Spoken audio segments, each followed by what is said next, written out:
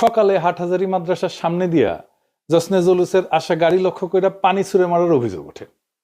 এই ঘটনাকে কেন্দ্র করে সামাজিক যোগাযোগ মাধ্যমে মাদ্রাসাকে উদ্দেশ্য করে অশালীন পোস্ট দেয় এক যুবক। এই নিয়ে হাটহাজারী অঞ্চল রণক্ষেত্রে পরিণত হয়। ওই ছেলেকে গ্রেপ্তার করা হয়েছে, সে প্রকাশ্যে ক্ষমাও চাইছে। শোনেন। আসসালামু আলাইকুম।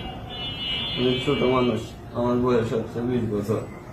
আমি না জেনে লেখটা করে ধরেছি, ছবি আপলোড দিয়েছি।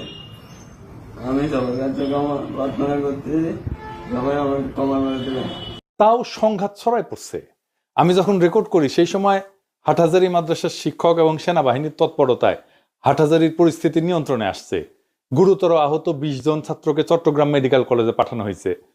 হাটহাজারী উপজেলা স্বাস্থ্য কমপ্লেক্সে আউটডোর সহ প্রায় 1.5 শতাধিক আহত ওইখানে চিকিৎসা নিয়েছে। ভয়াবহ অবস্থা। আজকে হাটহাজারী মাদ্রাসায় পরীক্ষা নেওয়ার কথা ছিল, সেই পরীক্ষা স্থগিত করা হয়েছে। আমরা সবাই দোয়া করি সৃষ্টিকর্তা যেন সবাইকে পরিপূর্ণ সুস্থতার সাথে